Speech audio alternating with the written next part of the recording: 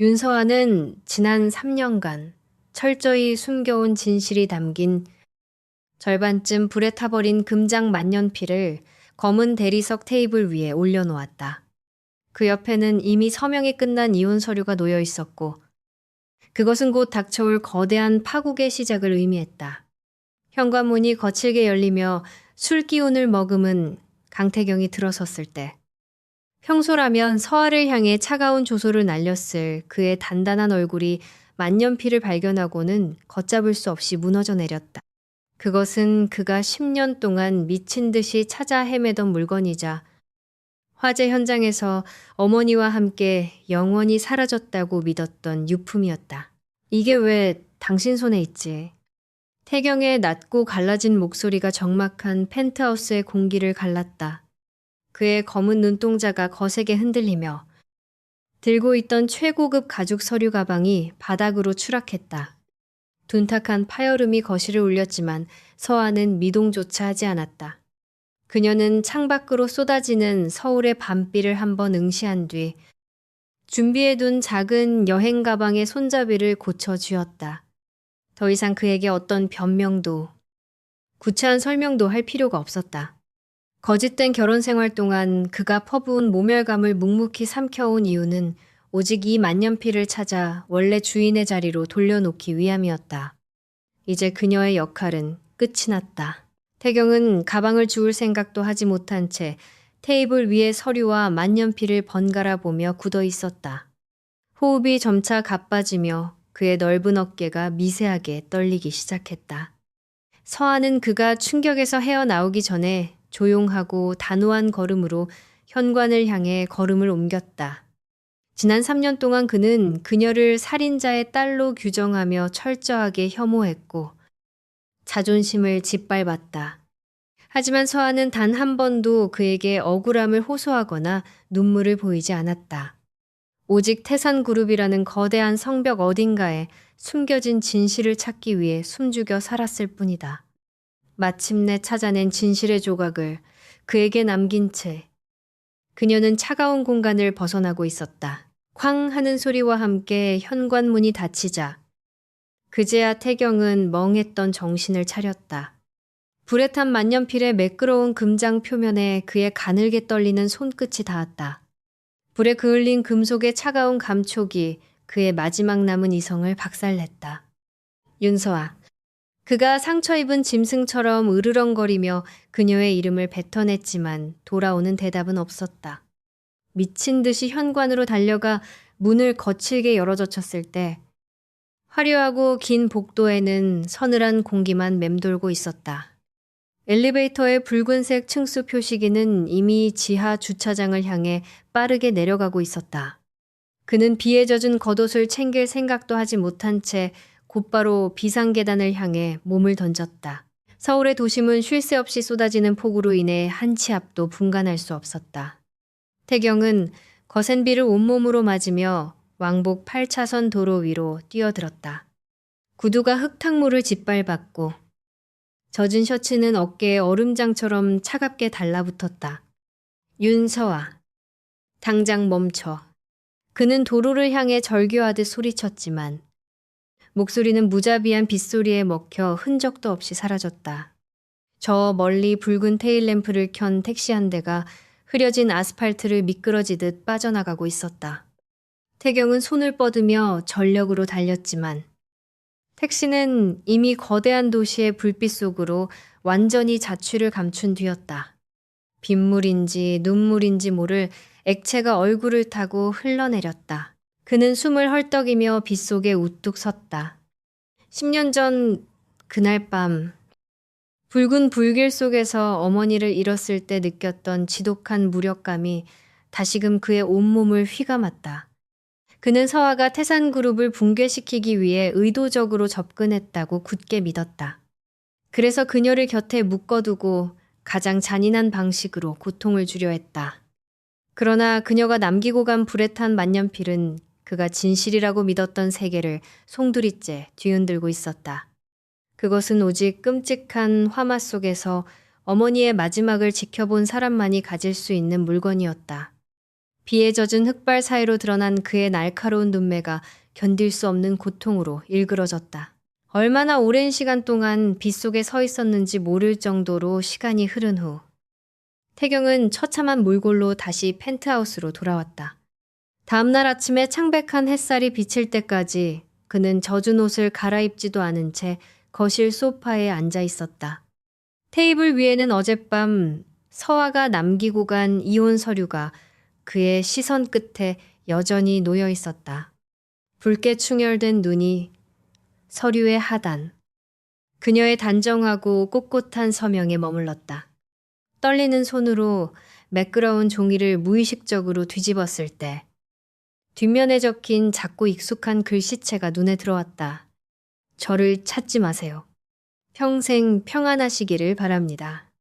짧고 건조한 문장은 예리한 칼날처럼 그의 심장을 다시 한번 난도질했다. 원망도 분노도 담겨 있지 않은 작별 인사. 그것이 오만했던 강태경을 더욱 미치게 만들었다. 그때 굳게 닫혀있던 방문 밖에서 급한 발걸음 소리가 들리더니 오비서가 굳은 표정으로 들어섰다. 엉망이 된 태경의 모습에 오비서는 흠칫 놀랐으나 이내 시선을 내리깔고 입을 열었다. 대표님, 긴급히 지시하신 사항을 확인했습니다. 오 비서의 목소리에는 짙은 긴장감이 서려 있었다. 태경은 종이에서 시선을 떼지 않았다. 오 비서는 마른 침을 삼키며 보고를 이어갔다. 사모님의 모든 행적이 완벽하게 사라졌습니다.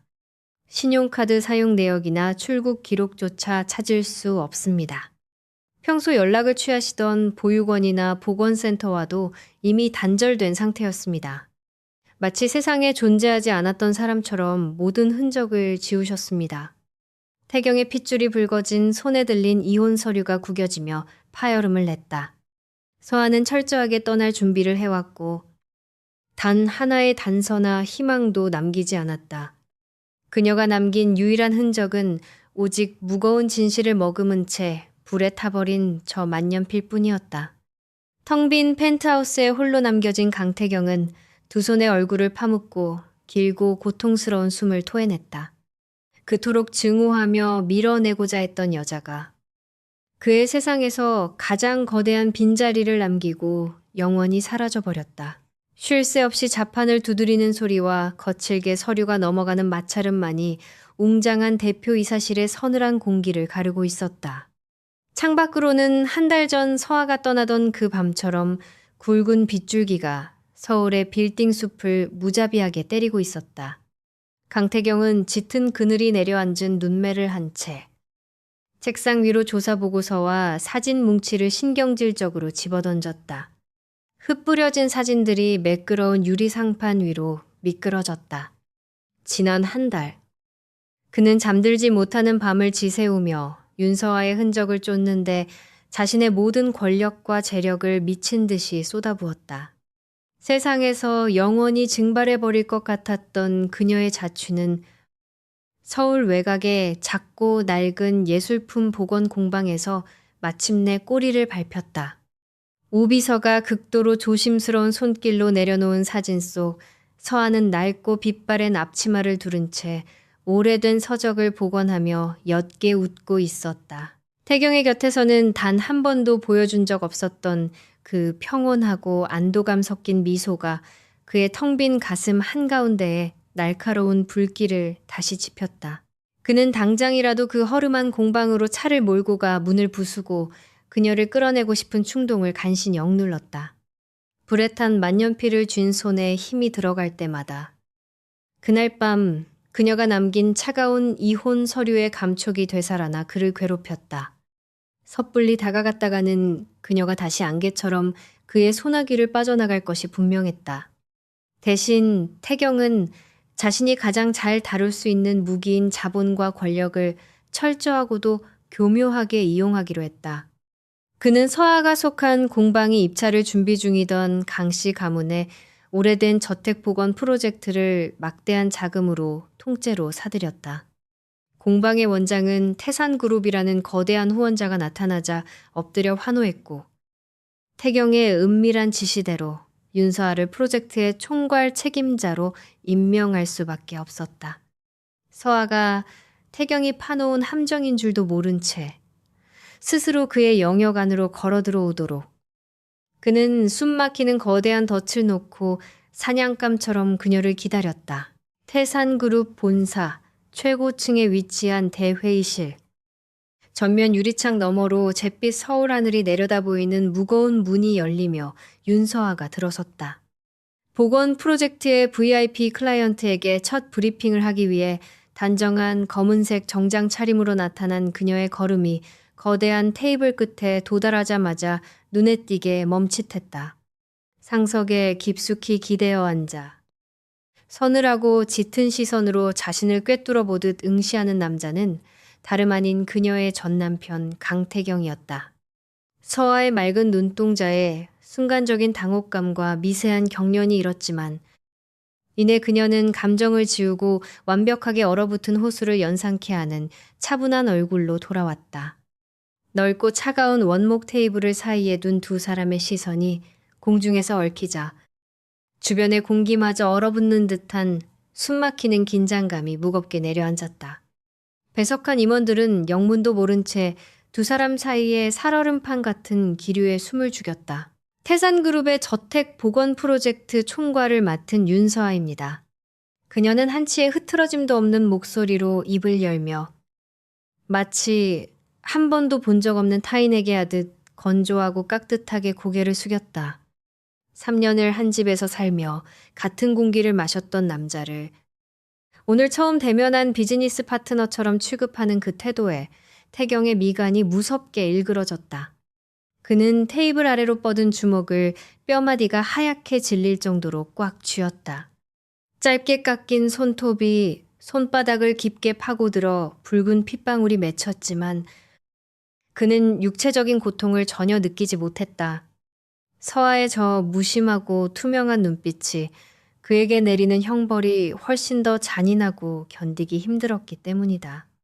당장이라도 회의실을 뒤엎고 일어나 그녀의 얇은 어깨를 쥐고 흔들며 다그치고 싶은 충동이 턱끝까지 차올랐으나 그는 입술을 깨물며 짐승처럼 끓어오르는 감정을 짓눌렀다. 프로젝트에 대한 그녀의 담담한 설명이 이어지는 내내 태경의 시선은 단 한 번도 그녀의 입술과 흔들림 없는 눈동자에서 떨어지지 않았다. 형식적이고 숨막히는 브리핑 시간이 끝난 후 태경은 회의실에 배석했던 임원들과 공방 관계자들을 향해 차가운 턱짓으로 전원 퇴장할 것을 명령했다. 누구도 그의 심기를 거스르지 못한 채 서둘러 방을 빠져나갔고 육중한 문이 닫히자 단둘만이 남겨진 거대한 공간에 무거운 정적이 찾아왔다. 태경은 자리에서 천천히 일어나 서아를 향해 맹수처럼 다가갔다. 그녀가 뒷걸음질 치지 못하도록 책상 가장자리로 몰아붙인 뒤 양팔을 짚어 그녀의 퇴로를 완벽하게 차단했다. 그의 뜨거운 체온과 짙은 우디 향이 섞인 숨결이 서아의 창백한 얼굴 위로 훅 끼쳐왔다. 그 만년필. 대체 어디서 난 건지 당장 설명해. 태경의 목소리는 당장이라도 목을 조를 듯 위협적이었지만 그 이면에는 길을 잃은 자의 처절한 절박함이 묻어났다. 불에 그을린 그 유품이 그녀의 손에 있었던 이유를, 그 잔혹한 진실을 알아야만 지난 3년의 끔찍한 시간들을 되돌릴 수 있을 것만 같았다. 그녀의 존재가 그에게 남긴 파문은 이미 걷잡을 수 없이 커져 있었다. 태경의 붉게 충혈된 눈동자를 피하지 않고 똑바로 올려다보던 서아의 입가에 서글프고도 지독하게 차가운 미소가 천천히 번져갔다. 그것은 그가 지난 3년 동안 그녀를 향해 수없이 지어 보였던 오만하고 잔인한 조소와 묘하게 닮아 있었다. 서아는 자신을 가둔 태경의 단단한 팔을 시선으로 한번 밀어낸 뒤 조금의 물러섬도 없이 그와 시선을 맞췄다. 그녀의 눈빛에는 과거의 맹목적인 희생이나 인내가 아닌 오직 진실을 품은 자만이 가질 수 있는 단단함이 서려 있었다. 이윽고 그녀는 공간을 얼어붙게 만드는 느릿하고 명료한 목소리로 입을 열었다. 살인자가 그런 걸 대체 어디서 구했겠습니까? 강태경 회장님. 그 뼈저린 한마디는 태경의 남은 이성을 완전히 마비시키는 날카로운 비수와도 같았다. 자신이 진실이라 믿고 쌓아 올렸던 맹목적인 증오의 성벽이 허물어지고 굳게 닫혀있던 과거의 비밀이 파괴적인 파열음을 내며 그를 집어삼키기 시작했다. 살인자가 그런 걸 대체 어디서 구했겠습니까? 강태경 회장님. 서아의 서늘하고도 뼈저린 조소가 밤새도록 태경의 머릿속을 헤집어 놓았다. 그 한마디는 그가 지난 3년간 굳게 믿어왔던, 아니 믿어야만 했던 모든 확신의 토대를 뒤흔드는 치명적인 균열이었다. 다음 날 서아는 태산그룹 본사 지하 깊숙한 곳에 자리한 구형 문서 보관실로 임시 배정되었다. 그것은 보건 프로젝트의 기초 역사 자료를 수집한다는 그럴싸한 명목을 띠고 있었지만 실상은 그녀를 회사 내에 가장 고립되고 후미진 곳에 가두어 자신의 통제 아래 두려는 태경의 억압적인 짓이었다. 창문조차 거의 없는 좁고 답답한 공간에는 오래된 종이 냄새와 키키한 먼지가 무겁게 가라앉아 있었다. 서아는 불평 한마디 없이 묵묵히 산더미처럼 쌓인 낡은 서류철들을 정리하며 누구의 시선도 닿지 않는 이 어두운 공간에서 홀로 진실의 실마리를 찾기 위한 작업에 몰두했다. 그녀의 꼿꼿한 뒷모습은 거대한 권력 앞에서도 결코 꺾이지 않는 단단한 나무 같았다. 태경은 오전 내내 결제 서류의 글씨조차 읽어내지 못할 만큼 극심한 초조함에 시달렸다. 결국 그는 현장 점검이라는 궁색하고 억지스러운 핑계를 방패 삼아 지하 보관실로 걸음을 옮겼다. 무거운 철문을 열고 들어서자 낡은 환풍기 틈새로 비스듬히 새어 들어온 오후의 햇살이 허공에 부유하는 먼지들을 비추고 있었다. 그 희미한 빗줄기 아래에서 마스크를 쓴 채 서류를 분류하고 있는 서아의 가태픈 실루엣이 보였다. 구두굽이 시멘트 바닥에 부딪히는 소리에 서아는 잠시 움직임을 멈췄을 뿐 돌아보지도 않은 채 다시 무심하게 먼지 쌓인 장부를 넘겼다. 태경은 자신을 철저히 투명인간 취급하는 그 지독한 무시를 견디지 못하고 성큼성큼 다가갔다. 그는 거친 손길로 그녀의 손에 들린 서류철을 빼앗아 바닥으로 내던졌다. 두꺼운 서류철이 둔탁한 소리를 내며 떨어지자 서아는 그제야 천천히 고개를 들어 그를 마주 보았다. 대체 왜 3년 동안 입을 다물고 있었던 거지? 태경의 목소리에는 억누를 수 없는 분노와 함께 알 수 없는 애절함이 뒤엉켜 있었다. 그가 퍼붓는 모욕과 멸시, 차가운 방치를 그저 묵묵히 견뎌낸 그녀의 진짜 속내를 알아야만 했다. 살인자의 딸이라는 낙인을 찍고 괴롭혔을 때조차 그녀는 단 한 번도 항변하지 않았다. 서아는 빈손을 거두며 감정이 메말라 버린 텅 빈 눈동자로 그를 응시했다. 변명조차 사치라는 듯 굳게 다물린 그녀의 입술이 태경의 남은 이성을 갉아먹었다. 두 사람 사이의 팽팽한 긴장감이 금방이라도 폭발할 듯 보관실의 무거운 공기를 압박하던 바로 그때였다. 서아의 등 뒤에 벽을 따라 세워져 있던 거대한 철제 책장의 이음새 나사가 무게를 이기지 못하고 찢어지는 듯한 금소금을 냈다. 오랜 시간 방치되어 심하게 부식된 지지대가 완전히 끊어지며 천장 높이까지 쌓여있던 수백 킬로그램의 서류 상자들과 무쇠 프레임이 서아의 머리 위를 향해 무너져 내리기 시작했다. 피할 틈조차 허락되지 않은 찰나의 순간 서아는 본능적으로 몸을 웅크리며 두 눈을 질끈 감았다. 그러나 예상했던 끔찍한 고통 대신 강렬하고 묵직한 힘이 그녀의 허리를 낚아채듯 끌어당겼다. 짐승 같은 반사신경으로 몸을 날린 태경이 그녀를 완벽하게 감싸 안으며 낡은 바닥 위로 거칠게 뒹굴었다. 귀를 찢는 듯한 파열음과 함께 책장이 붕괴하며 보관실의 낡은 유리창을 산산조각냈다. 사방으로 무자비하게 튀어오르는 날카로운 유리 파편과 쏟아지는 무거운 책 더미 속에서 태경은 기꺼이 온몸을 바쳐 서아를 지키는 단단한 방패가 되었다.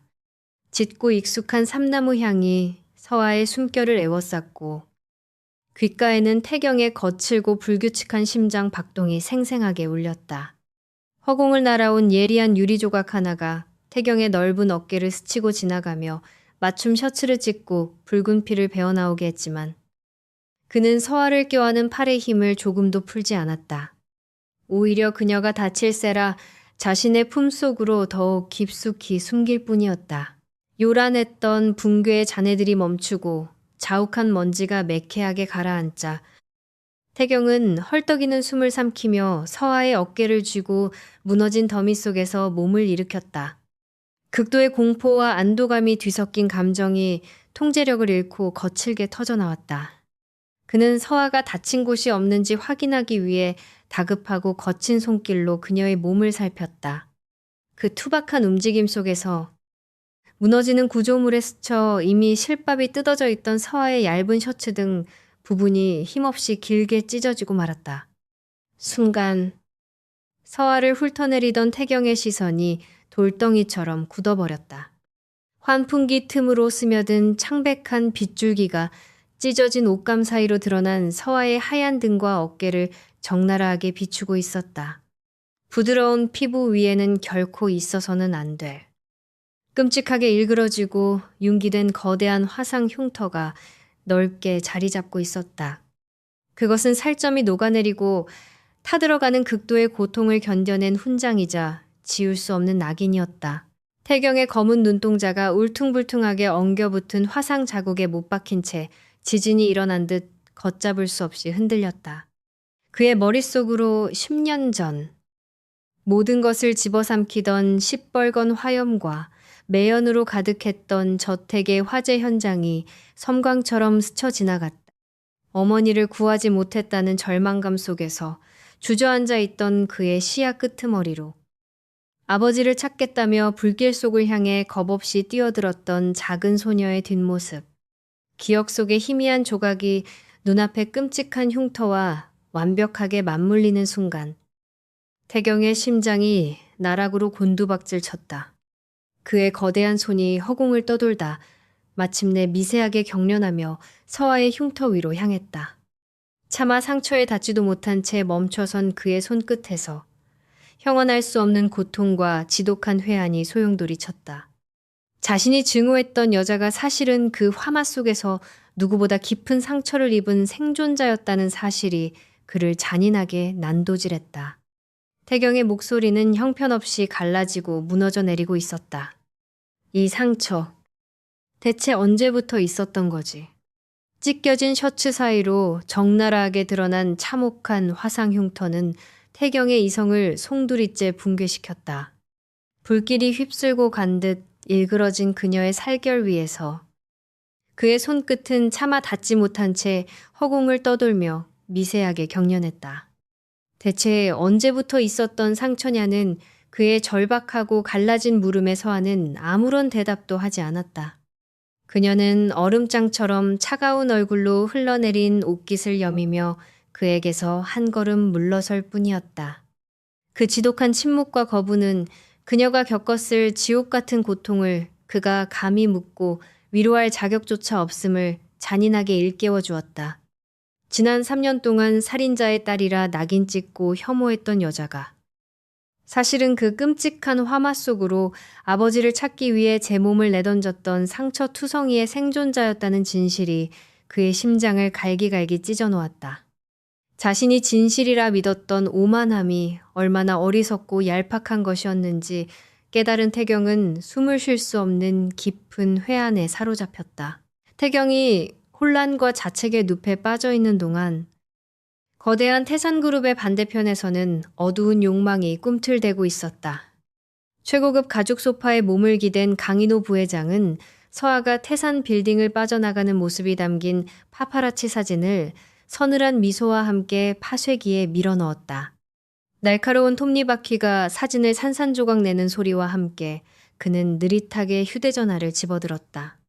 서아의 낡은 휴대폰 너머로 들려온 강인호의 음성은 소름이 끼칠 정도로 부드러웠으나 그 이면에는 맹독을 품고 있었다. 그는 서아 아버지의 판결문을 조롱하듯 언급하며 주제를 모르고 태산의 주변을 맴돈다면 과거의 끔찍한 비극이 언제든 다시 반복될 수 있음을 은밀하게 경고했다. 끊어진 전화기를 쥔 서아의 손등에 하얗게 뼈마디가 도드라졌고 그녀의 맑은 눈동자에는 피할 수 없는 과거의 망령이 들이운 듯 짙은 두려움이 스쳤다. 자신을 향한 위협이 좁혀오고 있음을 직감하기도 전에 태경은 특유의 무자비한 결단력으로 상황을 통제하기 시작했다. 그는 지하 보관실에서 발생한 사고와 강인호의 미심쩍은 움직임을 포착하자마자 서아의 근무지를 태산그룹 본사 60층에 위치한 대표이사실로 전면 이동시켰다. 누구의 동의도 구하지 않은 일방적이고 폭력적인 지시였다. 서아는 당장 원래의 보건공방으로 돌아가겠다며 강하게 반발했지만 태경은 그녀의 항변을 차갑게 묵살했다. 그는 거대한 전면 유리창을 등지고 서서 자신의 넓은 집무 책상 바로 옆에 서아의 자리를 억지로 끌어다 놓았다. 분노로 굳어버린 서아를 향해 태경은 짐승처럼 낮고 위협적인 목소리로 선언했다. 지금부터 내 반경 3미터 이내에서 단 한 발자국도 벗어나지 마. 그것은 표면적으로는 오만한 권력자의 감금이었으나 그 심연에는 수단과 방법을 가리지 않고 그녀를 지켜내겠다는 처절하고도 맹목적인 보호 본능이 끓어오르고 있었다. 숨 막히는 긴장감 속에서 두 사람의 위태로운 동거가 시작되었다. 넓고 서늘한 집무실 안에서 태경은 여전히 찔러도 피 한 방울 나오지 않을 것 같은 냉혹한 얼굴로 서류에 서명하며 업무에 몰두했다. 하지만 그의 신경은 온통 등 뒤에서 조심스럽게 오래된 문서를 복원하는 서아에게로 향해 있었다. 그녀에게 쏟아내는 말투는 여전히 날카롭고 명령조였으나 보이지 않는 곳에서 그가 지시하는 일들은 전혀 다른 온도를 품고 있었다.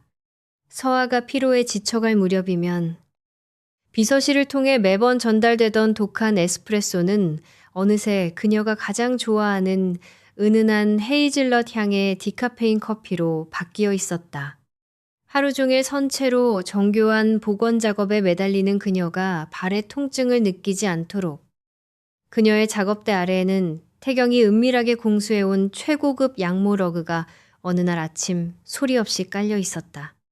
서아는 발끝에 닿는 부드러운 감촉과 낯익은 커피향에 멈칫하며 흔들렸지만 끝내 아무런 내색도 하지 않은 채 굳게 닫힌 마음의 문을 열지 않았다.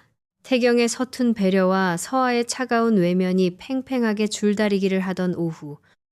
평온했던 집무실의 공기를 단숨에 얼어붙게 만드는 기묘한 우편물이 도착했다. 발신인이 적히지 않은 검은색 종이 상자가 서아의 책상 위에 올려졌다. 복원에 필요한 약품이라 생각한 서아가 무심코 테이프를 뜯어내고 상자를 연 순간 매캐하게 탄 나무 냄새와 함께 지독한 절망의 악취가 훅 끼쳐왔다. 상자 안에는 시꺼먼 잿더미와 함께 절반 이상 불에 타버린 운전기사의 낡은 제복 조각이 아무렇게나 구겨져 있었다. 그것은 10년 전 억울한 누명을 쓰고 죽어간 그녀 아버지의 마지막 흔적이었다. 참혹한 기억이 폭력적으로 그녀의 뇌리를 강타했고 서아의 핏기가 가신 얼굴은 백지장처럼 질려버렸다. 산소가 차단된 것처럼 호흡이 가빠지며 그녀의 가태픈 몸이 바닥을 향해 힘없이 무너져 내렸다. 그녀의 무릎이 차가운 바닥에 닿기 직전. 책상을 박차고 뛰어온 태경의 단단한 팔이 서아의 허리를 낚아채어 자신의 품으로 강하게 끌어당겼다. 덜덜 떨리는 그녀의 몸을 으스러져라 껴안은 채 태경의 시선은 책상 위에 열려있는 끔찍한 검은 상자에 꽂혔다. 그것은 명백한 조롱이자 진실을 파헤치려는 자들을 향한 살인마의 섬뜩한 경고장임이 틀림없었다.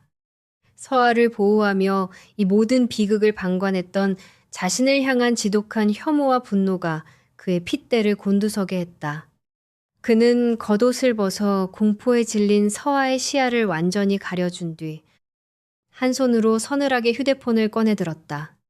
광기 어린 사리가 번뜩이는 태경의 눈동자는 이미 누구도 막을 수 없는 복수의 서막을 향해 있었다.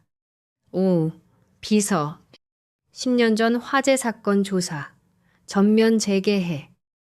타겟은 강인호 부회장이다. 그의 낮고 서늘한 명령이 빗소리를 뚫고 견고한 유리벽을 무겁게 울렸다. 검은 상자가 몰고 온 지독한 공포의 여운이 채 가시지 않은 늦은 밤. 서울의 하늘은 금방이라도 찢어질 듯한 천둥번개를 동반하며 거센 폭우를 쏟아내고 있었다. 태산빌딩 60층 대표이사실의 거대한 전면 유리창은 사정없이 들이치는 빗줄기와 번쩍이는 섬광으로 인해 위태롭게 흔들렸다. 낮에 배달된 끔찍한 협박물은 서아에 굳건했던 평정심을 완전히 무너뜨렸지만 그녀는 어떻게든 흩어지는 정신을 붙잡으려 애쓰고 있었다. 그녀는 창백하게 질린 얼굴로 작업대 앞에 앉아 얇은 붓을 쥔 채 오래된 캔버스의 표면을 복원하는데 신경을 곤두세웠다. 그것은 공포에 잠식당하지 않기 위한 그녀만의 처절한 발버둥이었다. 무거운 침묵과 빗소리만이 맴도는 집무실 안에서 그녀의 등 뒤로 느껴지는 서늘하고 압도적인 기운만이 두 사람이 한 공간에 있음을 증명하고 있었다. 태경은 넓은 가죽 소파에 깊숙이 기대앉아 서류를 검토하는 척하고 있었지만 그의 호흡은 눈에 띄게 흐트러져 있었다. 10년 전 그 끔찍한 화재 현장에서 뇌리에 박혀버린 불길의 환영은 바깥에서 천둥 소리가 울릴 때마다 예리한 발톱처럼 그의 목을 강하게 조여왔다.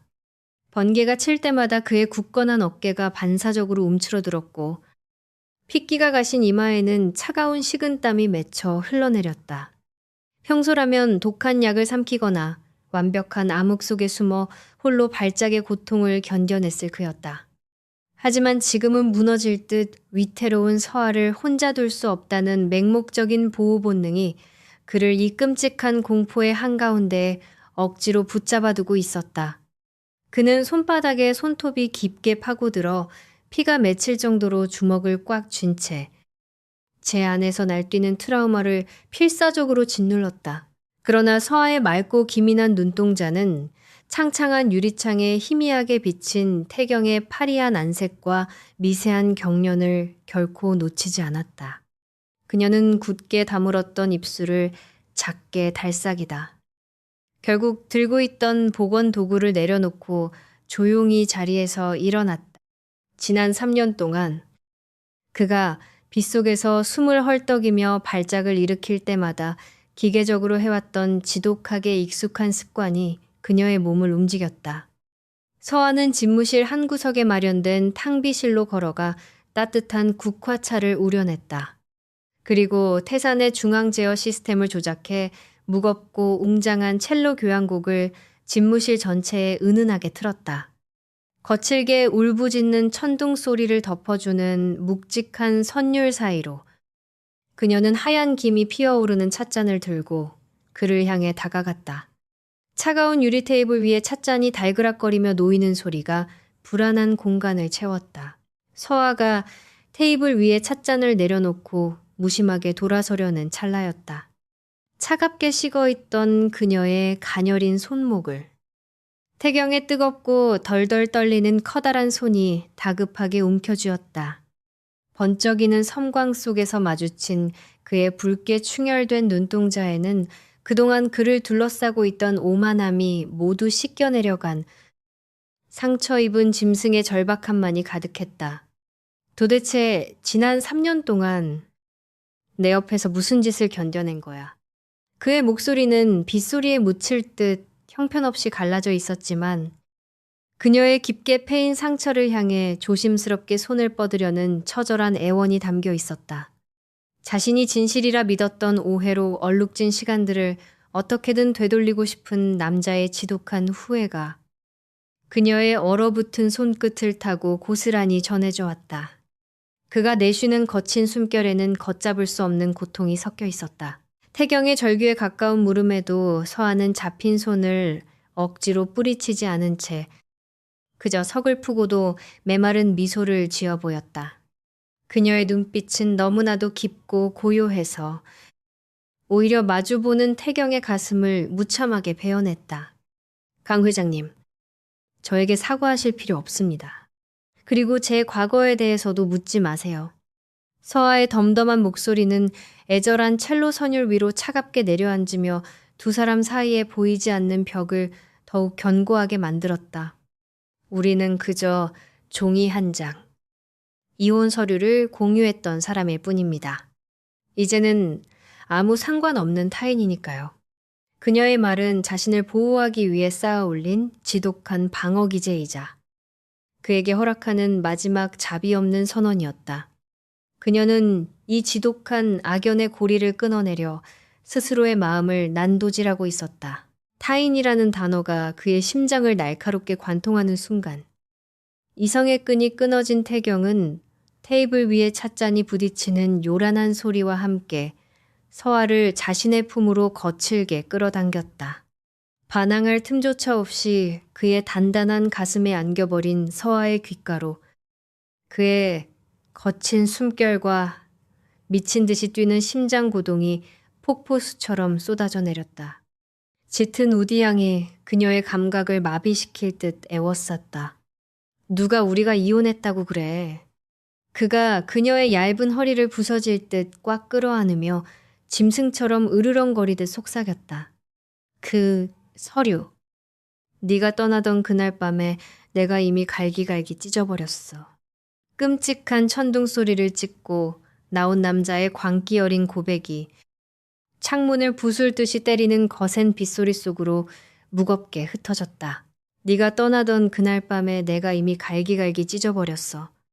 폭우와 천둥 소리를 찍고 귓가에 박혀든 태경의 파괴적인 고백은 서아가 3년 동안 위태롭게 쌓아 올린 이성의 벽을 송두리째 무너뜨렸다. 이혼 서류가 파기되었다는 사실은 그녀가 이 지옥 같은 굴레에서 영원히 벗어나지 못했음을 의미했다. 거친 숨결을 토해내며 자신을 부서질 듯 끌어안은 그의 뜨거운 체온 속에서 서아의 맑은 눈동자는 속절없이 흔들렸다. 그의 거센 심장 박동이 얇은 옷감을 뚫고 고스란히 전해졌지만 그녀는 그 온기에 기대는 대신 입술을 꽉 깨물며 밀려드는 감정의 해일을 힘겹게 밀어냈다. 밤새 이어진 팽팽한 대치와 억눌린 혼란의 여운은 다음날 아침까지 공간을 무겁게 짓눌렀다.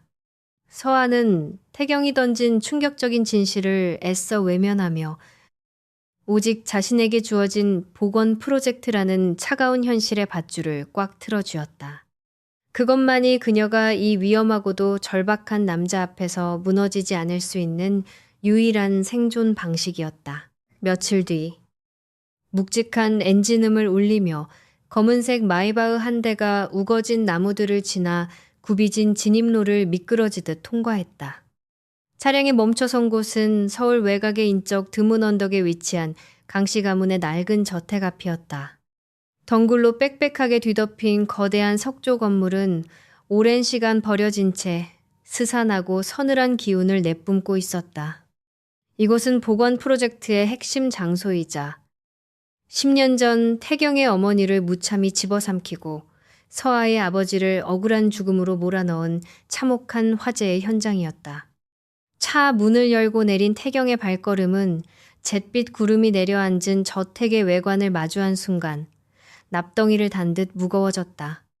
그의 단단한 턱끝이 미세하게 떨렸고 깊게 패인 미간 사이로 숨길 수 없는 과거의 끔찍한 망령이 짙게 드리웠다.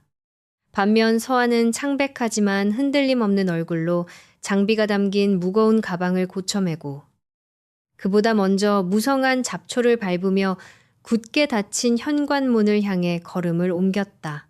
현관문을 열고 들어선 저택 내부는 짙은 어둠과 세월에 찌든 매캐한 곰팡이 냄새로 가득했다.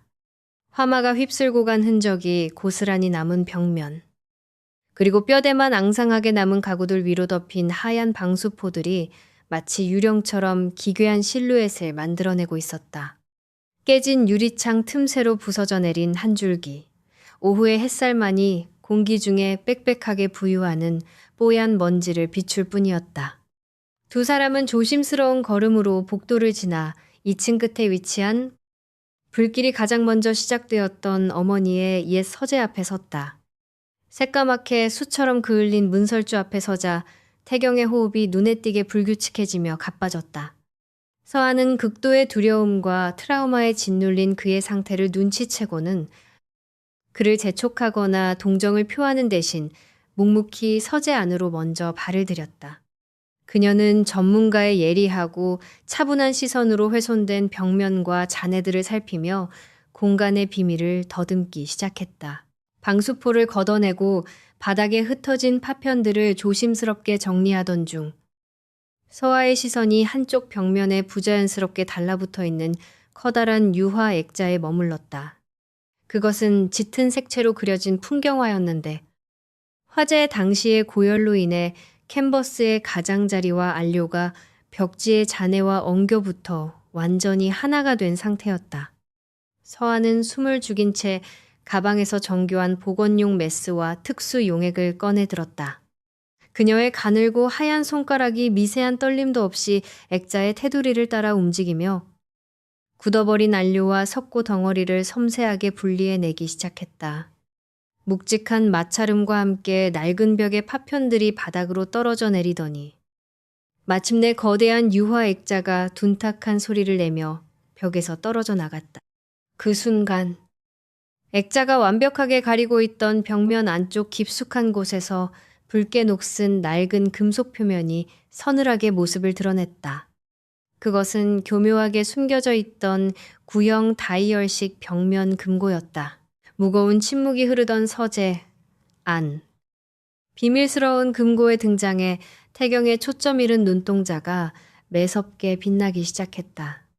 그는 거친 숨을 내쉬며 금고 앞으로 다가가 차가운 금속 다이얼을 쥐었다. 어머니의 생일, 기일, 자신의 이름 이니셜, 저택이 지어진 연도까지. 그는 기억의 밑바닥을 긁어내며 끊임없이 번호와 알파벳을 조합해 맞췄다. 하지만 낡은 톱니바퀴는 무심하게 튕겨나가는 소리를 낼 뿐 굳게 닫힌 문은 조금도 열릴 기미를 보이지 않았다. 수십 번의 시도 끝에 절망감과 분노에 휩싸인 태경이 다이얼에서 손을 떼고 주먹으로 벽을 내리치려던 찰나였다. 뒤에 조용히 서 있던 서아의 가녀린 손이 허공을 가르고 그의 어깨 옆을 스쳐 지나 낡고 녹슨 다이얼 위로 얹혀졌다. 그녀는 멈칫하는 태경을 밀어내듯 앞으로 다가서더니 한치의 망설임도 없이 능숙하고 빠른 손놀림으로 특정 숫자들을 맞추어 나갔다. 달칵. 그것은 10년 전. 참혹한 화재가 발생했던 바로 그날의 날짜였다. 무거운 쇳소리와 함께 금고의 굳건한 잠금 장치가 해제되며 문틈이 벌어졌다. 태경은 숨을 완전히 만춘 채 도저히 믿을 수 없다는 듯 지진이 일어난 동공으로 천천히 고개를 돌려 서아를 쳐다보았다. 굳게 잠겨있던 낡은 금고의 문이 10년 전 그 끔찍한 화재가 발생했던 날짜로 허무하게 열리자 태경의 눈동자는 도저히 믿을 수 없는 현실 앞에서 지진이 일어난 듯 요동쳤다. 살인자의 딸이라 여겼던 서아가 자신의 뼛속 깊이 각인된 비극의 날짜를 금고의 비밀번호로 완벽하게 알고 있다는 사실은 그의 이성을 마비시키기에 충분했다. 떨리는 입술을 떼어 그녀에게 어떻게 그 번호를 아는지 묻기 위해 고개를 돌린 찰나였다. 1층 현관 쪽에서 무언가 육중한 철제 구조물이 부딪히는 굉음이 저택의 서늘한 정적을 무참히 찢어발겼다. 누군가 밖에서 굵은 쇠사슬을 거칠게 휘감아 대문을 원천적으로 봉쇄해버리는 파열음이었다. 두 사람이 사태를 파악하고 몸을 움직이기도 전에 낡은 배전반이 끊어지는 날카로운 스파크 소리와 함께 저택 전체의 전력이 완전히 차단되며 칠흑 같은 어둠이 공간을 집어삼켰다. 동시에 마치 기다렸다는 듯. 거센 폭풍우가 낡은 저택의 지붕과 창문을 사정없이 때리기 시작했다. 갑작스러운 고립과 함께 하늘을 찢을 듯한 천둥 소리가 연이어 저택 전체를 뒤흔들자 태경의 굳건했던 육체는 순식간에 통제력을 상실했다. 깨진 유리창 틈새로 번쩍이는 섬광이 들어올 때마다 어둠 속에 남겨진 화재의 잔해들은 마치 10년 전 어머니를 집어삼켰던 시뻘건 불길처럼 일렁거리며 그의 시야를 덮쳤다. 태경의 흉곽이 비정상적으로 팽창하며 숨통이 턱 막혔고 극도의 공포와 트라우마가 그의 온몸을 핏기 하나 없는 백지장으로 만들었다. 짐승처럼 헐떡이며 뒷걸음질 치던 그는 결국 다리에 힘이 풀려 차가운 먼지투성이 바닥 위로 속절없이 무너져 내렸다. 그는 양손으로 머리를 감싸쥔 채 바닥에 웅크렸고 귓가에는 타들어가는 나무 기둥의 비명과 어머니의 처절한 목소리가 환청이 되어 날카롭게 꽂혔다. 태산그룹의 꼭대기에서 모든 것을 지배하던 냉혹한 지배자의 모습은 온데간데 없고 오직 과거의 화마 속에 갇혀 죽어가는 어린 소년만이 그곳에 남아 있었다. 열려있는 금고의 내용물 따위는 이제 서아의 안중에도 없었다. 그녀는 숨이 넘어갈 듯 경련하는 태경을 발견하자마자 한치의 망설임도 없이 어둠 속을 가로질러 그에게로 몸을 던졌다. 거친 시멘트 바닥에 무릎이 부딪혀 찢어지는 고통조차 느끼지 못한 채 서아는 얼음장처럼 차갑게 식어버린 그의 거대한 몸집을 자신의 가녀린 두 팔로 빈틈없이 끌어안았다. 칠흑 같은 어둠 속에서 서아는 오직 자신의 체온만이 그를 지옥에서 꺼낼 수 있다는 듯 온몸을 밀착시켜 그의 격렬한 떨림을 고스란히 받아냈다. 태경 씨, 제 목소리 들어요. 여기는 안전해요. 아무 불길도 없어요. 그녀의 다급하고도 단호한 속삭임이 끊임없이 그의 귓가로 파고들었다. 서아는 차가운 바닥에 주저앉은 채 그의 무거운 머리를 자신의 어깨에 깊숙이 기대게 하고 굳어버린 그의 등을 필사적으로 쓸어내렸다. 그녀가 뿜어내는 옅은 비누향과 온기가 태경의 마비된 감각 사이로 스며들기 시작했다. 이성을 잃고 환각 속을 헤매던 태경은 살기 위해 발버둥 치는 조난자처럼 서아의 허리와 어깨를 미친 듯이 강하게 옥죄어왔다. 그의 투박하고 거친 손길이 찢어진 그녀의 옷자락 너머로 자리 잡은 화상 흉터를 무자비하게 압박했다. 상처 부위가 찢어질 듯한 극심한 고통이 서아의 척추를 타고 올랐지만 그녀는 단 한 번의 신음조차 내뱉지 않고 입술을 꽉 깨물어 참아냈다. 오히려 그녀는 피가 통하지 않을 만큼 자신을 쫓아매는 그의 등줄기를 더욱 단단히 안아주며 짐승의 울음소리 같은 그의 거친 숨결을 온전히 감내했다. 번개가 내리칠 때마다 흠칫거리는 그의 젖은 머리칼에 자신의 뺨을 비비며 서아는 자신이 굳건히 그의 곁을 지키고 있음을 끊임없이 각인시켰다. 오만하고 잔인하게 자신을 짓밟았던 남자가 가장 참혹한 밑바닥을 드러낸 이 순간 서아는 그가 남긴 흉터를 훈장처럼 끌어안고 기꺼이 그의 유일한 구원자가 되어주고 있었다. 폭풍의 한가운데서 서아의 체온에 의지해 헐떡이던 태경의 고개가 서서히 그녀의 목덜미로 무겁게 떨어졌다. 지독한 환각의 경계선에서 그가 내뱉은 뜨거운 숨결이 피부에 닿은 순간 서아는 자신의 얇은 옷깃 위로 뚝뚝 떨어져 내리는 축축하고 뜨거운 액체의 감각에 숨을 멈추었다. 그것은 지난 10년 동안 그 어떤 고통과 절망 앞에서도 결코 무너지지 않았던 남자가 생애 처음으로 쏟아내는 처절한 눈물이었다. 권력과 냉소라는 두꺼운 가면이 완벽하게 산산조각난 자리에는 버림받는 것을 두려워하는 상처투성이의 영혼만이 남겨져 있었다. 가지마. 태경의 갈라진 목소리가 빗소리에 섞여 짐승의 신음처럼 부서졌다. 소아, 제발 가지마. 어머니처럼 나를 어둠 속에 혼자 두고 떠나지 마. 오열 섞인 남자의 가장 깊고 나약한 애원이 칠흑 같은 어둠 속에서 그녀의 심장을 무참하게 찢어놓고 있었다. 폭풍우가 거짓말처럼 샜고 물방울이 맺힌 창문 너머로 창백한 새벽빛이 서재 안으로 스며들기 시작했다. 밤새도록 서아의 가녀린 체온에 기대어 악몽을 견뎌냈던 태경은 무거운 눈꺼풀을 들어올렸다. 이성을 되찾은 그의 시야에 가장 먼저 들어온 것은 자신의 머리를 무릎에 누인 채 벽에 기대어 탈진하듯 잠들어 있는 서아의 지친 얼굴이었다. 그의 거친 체중을 온전히 감당하느라 저린 다리를 움직이지도 못한 그녀의 옷자락에는 간밤에 그가 흘렸던 고통의 흔적이 얼룩처럼 남아 있었다. 태경은 조심스럽게 몸을 일으켜 그녀의 헝클어진 머리칼을 쓸어 넘겨주었고 그 미세한 온기에 서아도 천천히 눈을 떴다. 두 사람 사이에는 이전에 존재했던 날 선 증오 대신 바닥까지 내보인 자들만이 공유할 수 있는 깊고 무거운 침묵이 내려앉았다. 이윽고 그들의 시선은 약속이나 한 듯 어젯밤 열린 채 방치되어 있던 벽면의 낡은 금고를 향했다. 태경이 굳은 표정으로 다가가 붉게 녹슨 금고의 문을 완전히 열어젖혔다. 그 안에는 세간의 예상과 달리 엄청난 재물이나 주식이 아닌 습기를 머금은 낡은 가죽 수첩 하나와 먼지 쌓인 카세트 테이프 몇 개만이 덩그러니 놓여 있었다. 조심스럽게 수첩을 집어든 태경의 손끝이 거칠게 떨려왔다. 표지를 넘기자 10년 전 화마에 휩쓸려 사라진 어머니의 단정하고 익숙한 필체가 그의 눈길을 사로잡았다. 수첩은 단순한 일기장이 아니라 강인호 부회장이 저질러온 거대한 횡령과 검은 돈의 흐름, 그리고 자신을 향한 은밀한 살해 협박까지 낱낱이 기록해둔 어머니의 절박한 비망록이었다. 페이지를 넘길수록 강인호의 추악한 민낯이 활자 위로 생생하게 떠올랐고 태경의 턱관절은 분노로 터질 듯이 맞물렸다. 모든 비극의 원흉이 자신이 그토록 믿고 의지했던 숙부라는 사실이 그의 뼛속까지 시리게 만들었다.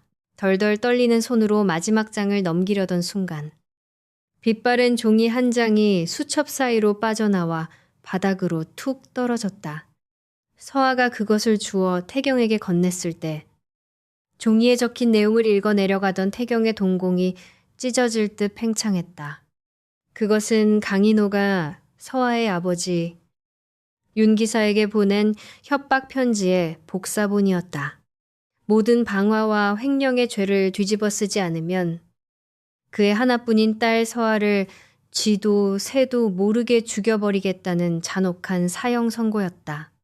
충격에 빠진 태경의 시선이 다시 수첩의 가장 뒷부분으로 향했을 때 그곳에는 어머니의 필체가 아닌 낯선 펜 글씨가 빼곡하게 적혀 있었다. 그것은 지난 3년 동안 서아가 태산그룹 내에서 비밀리에 수집해온 강인호의 비리 단서들과 진실을 쫓기 위한 치밀한 동선 기록이었다. 어머니를 지키기 위해 죽음을 택했던 의인, 그리고 그 의인의 딸에게 자신이 지난 3년간 무슨 짓을 저질렀는지 깨달은 태경은 숨을 쉴 수조차 없었다. 수첩을 쥔 그의 거대한 두 손이 속절없이 무너지며 허공을 맴돌았다. 그는 부서질 듯한 눈동자로 조용히 서 있는 서아를 바라보았다. 너는 알고 있었어. 이 모든 진실을 알고도 나한테 온 거야. 태경의 목소리는 형편없이 갈라져 쇳소리가 났다. 내가 너를 살인자의 딸이라고 짓밟고 모욕하고 지옥으로 밀어넣었던 그 3년 동안 너는 그저 이 끔찍한 진실을 찾기 위해 그 모든 걸 맨몸으로 버텨냈던 거라고. 오만했던 남자의 껍데기가 완벽하게 부서지고 그 자리에 남은 것은 돌이킬 수 없는 죄악감에 짓눌린 한 인간의 처절한 자책뿐이었다. 서아는 아무런 긍정도 부정도 하지 않은 채 서글픈 눈으로 그를 마주할 뿐이었다. 서아가 천천히 마른 입술을 떼어 무슨 말인가를 하려던 찰나였다. 갑자기 서재의 커다란 유리창이 귀를 찢는 굉음과 함께 산산조각이 났다. 빗물이 고인 창틀 너머로 시커먼 복면을 쓴 건장한 괴한들이 쇠파이프와 강목을 든 채 짐승처럼 창문을 넘어 들이닥쳤다. 살기를 띤 그들의 시선은 오직 태경의 손에 들린 낡은 가죽 수첩을 향해 정확히 꽂혀 있었다. 강인호가 파놓은 함정은 이 저택의 폐쇄가 끝이 아니라 모든 증거와 목격자를 영원히 어둠 속에 묻어버리기 위한 최후의 사냥이었다. 유리 파편이 사방으로 튀어오르는 아수라장 속에서 선두에 선 괴한이 흉기를 높이 쳐들며 두 사람을 향해 맹렬하게 달려들었다. 사방으로 튀어오르는 날카로운 유리 파편과 귀를 찢는 굉음이 서재에 서늘했던 아침 정적을 무참하게 부숴버렸다. 시커먼 복면으로 얼굴을 완전히 가린 건장한 체격의 괴한들은 폭풍우가 지나간 진흙탕을 짓밟고 들어와 거칠고 짐승 같은 숨을 몰아쉬었다.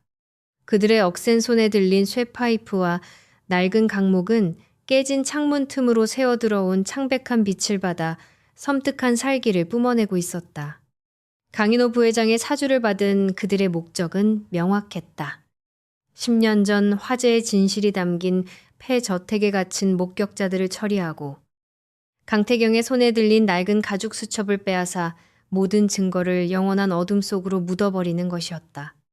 선두에 선 남자가 흉기를 허공에 위협적으로 휘두르며 두 사람의 숨통을 서서히 조여오자 태경은 찰나의 망설임도 없이 서아의 손목을 낚아채어 자신의 넓은 등 뒤로 거칠게 끌어당겼다. 그는 맹수처럼 적의 움직임을 꿰뚫어 보는 동시에 손에 쥐고 있던 비망록을 서아의 셔츠 안쪽 깊숙한 곳으로 밀어넣었다. 무조건 뛰어. 무슨 일이 있어도 절대 뒤돌아보지 말고 저택 밖으로 도망쳐.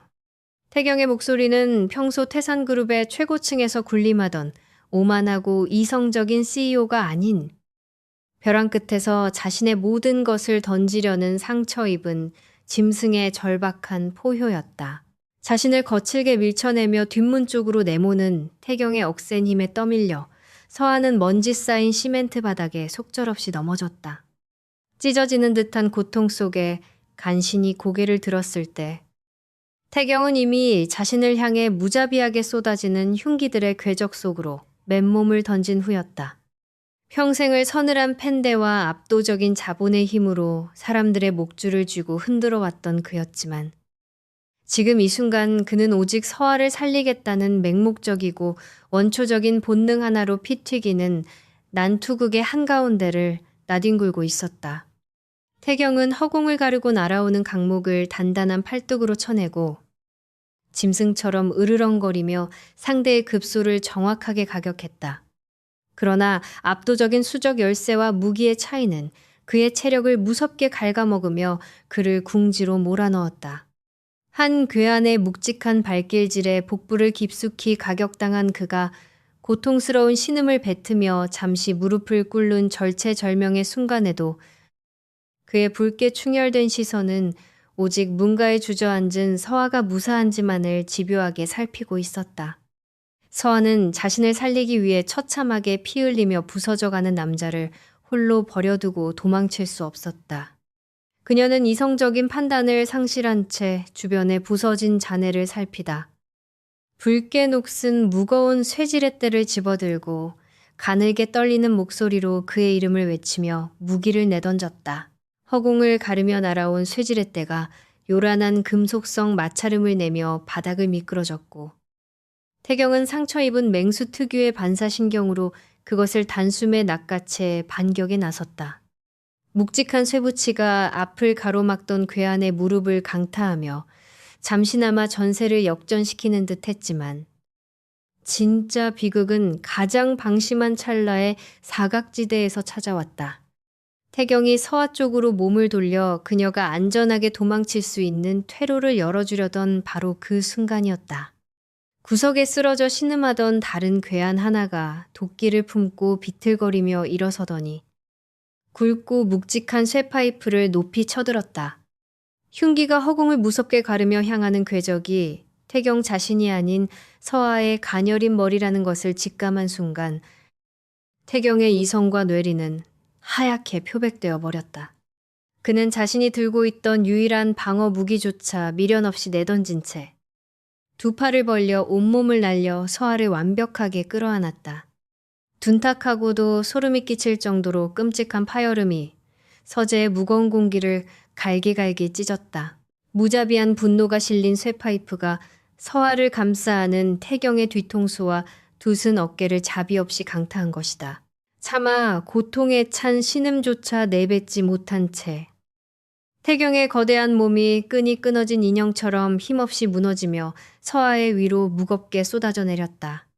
두 사람이 바닥으로 뒹굴며 무너진 구조물의 잔해들과 부딪혔고 서아는 자신을 빈틈없이 감싸 안은 그의 넓은 등 뒤에서 뼈가 부서지는 듯한 파열음을 온몸으로 체감했다. 서아의 어깨에 고개를 묻고 헐떡이는 태경의 하얀 맞춤 셔츠 위로 붉고 뜨거운 선혈이 순식간에 폭포수처럼 번져나가기 시작했다. 검붉은 핏물은 잿빛 먼지가 가라앉은 낡은 바닥을 끔찍한 색으로 물들이며 끝없이 흘러내렸다. 치명적인 일격을 가한 괴한이 확인 사살을 위해 다시 피 묻은 무기를 고쳐주려던 순간 저택 밖에 구불구불한 흙길을 타고 요란한 경찰차의 사이렌 소리가 고막을 찢을 듯 울려 퍼졌다. 태산그룹 내에서 벌어지는 비정상적인 기류를 직감한 오 비서가 태경의 은밀한 지시를 받고 미리 대기시켜 두었던 병력이 마침내 현장에 당도한 것이다. 붉고 푸른 경광등의 날카로운 불빛이 깨진 유리창을 뚫고 어지럽게 번쩍이자 수첩을 빼앗는데 실패한 괴한들은 당황하며 흉기를 내던지고 황급히 창밖의 숲속으로 흩어져 도주했다. 핏빛으로 얼룩진 아수라장이 된 서재에는 깨진 유리 파편과 부서진 목재 가구의 잔해, 그리고 피투성이가 된 채 엉켜있는 두 사람만이 지독하고 차가운 정적 속에 남겨졌다. 서아는 덜덜 떨리는 두 손으로 자신을 짓누르고 있는 태경의 핏기 없는 창백한 얼굴을 조심스럽게 감싸 안았다. 그의 깊게 찢어진 이마와 머리에서 쉴 새 없이 쏟아지는 붉은 피가 그녀의 하얀 손가락과 옷자락을 끔찍하게 적셨지만 서아는 짐승처럼 울부짖으며 맨손으로 그의 깊은 상처를 필사적으로 틀어막았다. 미친 듯이 거칠게 뛰어야 할 그의 심장 박동은 소름이 끼칠 정도로 느려지고 있었다. 의식이 아득한 심연으로 가라앉는 와중에도 태경의 피 묻은 커다란 손은 서아의 셔츠 깃을 생명줄처럼 꽉 쥐고 놓지 않았다. 수첩, 꽉 쥐어? 내가 너를 보호할 테니까. 핏방울이 맺힌 창백한 입술 사이로 간신히 새어나온 그의 갈라진 목소리는 허공에 바스러지는 마른 잎사귀처럼 위태로웠다. 그 말의 끝으로 서아의 옷깃을 움켜쥐고 있던 태경의 단단했던 팔이 바닥으로 힘없이 툭 떨어지며 초점을 잃었던 두 눈이 완전히 닫혀버렸다. 심장이 갈기갈기 찢겨나가는 지독한 고통 속에서 서아는 피범벅이 된 그의 차가운 뺨에 자신의 얼굴을 비비며 처절하게 절규했다. 강태경, 눈 떠. 나를 지킨다며 나를 혼자 두고 이렇게 죽어버리면 내가 당신을 어떻게 용서하라고. 그녀의 핏발선 비명만이 빗물이 뚝뚝 떨어지는 폐저택의 텅 빈 복도를 서글프게 메아리치며 비극적인 울림을 만들어내고 있었다. 서아의 하얀 셔츠와 두 손을 적셨던 강태경의 붉고 뜨거운 피는 지독한 악몽의 흔적처럼 그녀의 피부 위로 차갑게 말라붙어 있었다. 숨막히는 침묵만이 감도는 VIP 병동의 서늘한 복도 의자에 웅크려 앉은 그녀는 머릿속을 맴도는 수술실의 붉은 점등에서 단 한순간도 시선을 떼지 못했다. 자신을 보호하려다 둔탁한 쇠파이프에 머리를 맞고 피투성이가 되어 쓰러지던 그의 마지막 모습이 끊임없이 재생되며 그녀의 심장을 잔인하게 난도질했다. 끝을 알 수 없는 억겁의 시간이 흐르고 마침내 수술실의 육중한 문이 열렸을 때 초점 잃은 눈으로 비틀거리며 일어난 서아의 귓가로 고비를 넘겼다는 주치의의 무거운 안도 섞인 목소리가 아득하게 들려왔다. 그제야 그녀는 팽팽하게 당겨져 있던 이성의 끈을 놓고 바닥에 주저앉아 짐승처럼 소리 없는 오열을 토해냈다. 병실 안은 일정한 간격으로 울리는 심박수 모니터에 기계음과 코끝을 찌르는 서늘한 소독약 냄새로 채워져 있었다. 창백한 오후의 햇살이 얇은 커튼을 뚫고 들어와 병실의 하얀 벽면을 비출 무렵 태경은 무거운 눈꺼풀을 힘겹게 밀어 올렸다. 붕대가 단단히 감긴 머리에서 두개골이 쪼개지는 듯한 극심한 고통이 밀려왔지만 이성을 되찾은 그의 뇌리를 가장 먼저 강타한 것은 끔찍한 난투극 속에 남겨졌던 서아의 안위였다.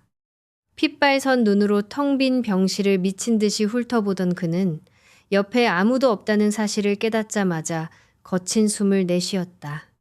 그는 자신의 팔목 정맥에 꽂혀 있던 굵은 수액 바늘을 아무런 망설임 없이 거칠게 뽑아 던져버렸다. 핏방울이 새하얀 환자복과 바닥에 튀는 것조차 아랑곳하지 않고 비틀거리며 침대에서 내려온 태경이 병실 문을 향해 위태로운 발걸음을 내디디려던 찰나였다. 조심스럽게 병실 문이 열리며 핏기 없이 파리한 얼굴에 두 눈이 붉게 짓무른 서아가 들어섰다. 피 묻은 셔츠를 입은 채 바닥에 위태롭게 서서 자신을 바라보는 태경과 시선이 얽힌 순간 서아의 걸음이 돌부리에 걸린 듯 그 자리에 멈춰섰다. 지난 3년 동안 태산그룹의 꼭대기에서 누구보다 오만하고 냉혹하게 군림했던 강태경의 모습은 그곳에 없었다. 머리에 붕대를 감은 채 엉망이 된 남자의 눈동자에는 오직 자신이 사랑하는 여자를 잃을지도 모른다는 지독한 공포와 모든 진실을 깨달은 자의 처절한 회한만이 짙게 깔려 있었다. 서아가 무엇이라 말을 꺼내기도 전에 태경은 그녀를 향해 무너질 듯 비틀거리며 다가왔다. 그리고 누구도 예상치 못한 순간 거대한 체구의 남자가 차가운 타일 바닥 위로 한쪽 무릎을 꿇으며 그녀의 발 앞에 속절없이 주저앉았다. 당황한 서아가 다급히 그를 일으키려 했으나 태경은 그녀의 가녀린 허리를 단단한 두 팔로 부서질 듯 끌어안고 자신의 엉망이 된 얼굴을 그녀의 배에 깊숙이 묻었다. 오만함과 자존심이라는 단단한 껍데기를 완벽하게 벗어던진 남자의 넓은 어깨가 아이처럼 형편없이 떨리기 시작했다. 내가 미친놈이었어. 네가 그 지옥 같은 곳에서 혼자 모든 걸 감당하는 동안 내가 너를 짓밟고 난도질했어. 태경의 목소리는 피를 토해내듯 처절하고 고통스럽게 갈라졌다. 살인자의 딸이라고. 내 어머니를 죽인 원수라고 너를 미워하면서도 단 한순간도 너를 사랑하지 않은 적이 없어서 나 스스로를 저주했어. 나를 죽여도 좋고 평생 증오해도 좋아. 하지만 제발 나를 떠나지 마. 내 남은 인생을 전부 다 바쳐서 너와 네 아버지에게 지은 죄를 갚게 해줘. 피눈물을 흘리며 쏟아내는 남자의 처절한 사죄는 3년 동안 꽁꽁 얼어붙어 있던 서아의 심연을 무참하게 뒤흔들었다. 서아의 시야가 순식간에 뜨거운 눈물로 흐려졌다.